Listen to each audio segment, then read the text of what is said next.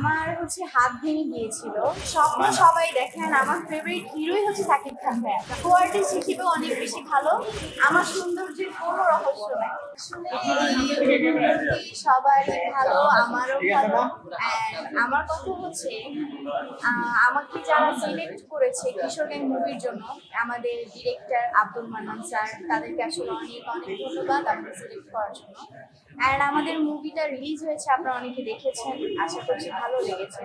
So এই হিসেবে আমি আসলে খুবই হ্যাপি যে এত কম বয়সে আমি একটা মুভি করেছি এবং আমার আসলে খুবই আনন্দ উপভোগ করছি। আমার মিডিয়াতে আসা শখ করে, অ্যান্ড আমি আসতে পেরেছি আমার ম্যামের জন্য।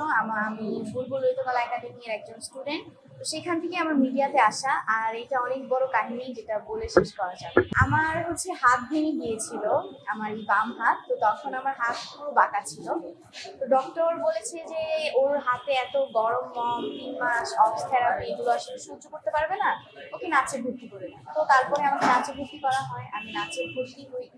তো আমাদের ম্যাম আমাকে একটা মুভির জন্য সিলেক্ট করে, নায়ক মুভি, যেটা মৌসুমী আপু আমির হাসান ভাইয়ের সাথে নায়িকা অধরা আপু ছোটবেলার ক্যারেক্টারে আমাকে সিলেক্ট করে। তো ওখান থেকে আসলে আমার মিডিয়ার পথটা আসলো। তো এখন আপনারা কোন কথা বলছেন, মুভির কথা বলছেন? সিলেকশন আসলে আমি তো এখন বলতে পারছি না হুট করে যে আমি সাকিব খান ভাইয়ের সাথে করবো, সিয়াম ভাইয়ের সাথে করবো, কারণ তাদের পর্যায়ে আগে আমার যেতে হবে। তাদের পর্যায়ে যাই, তারপরে আর ক্যারেক্টারটা ডিমান্ড করে আমি সেই ক্যারেক্টারের সাথে যাচ্ছি কিনা। অ্যান্ড একটা মুভি করবো, আমার গল্প দেখতে হবে, ক্যারেক্টার দেখতে হবে, তারপরেই তো করতে পারবো। স্বপ্ন সবাই দেখেন, আমার ফেভারিট হিরোই সাকিব খান ভাইয়া, কারণ স্বপ্ন তাকে নিয়ে অবশ্যই দেখি, কিন্তু তার পর্যায়ে আমার যেতে হবে, তারপরে তো কথা।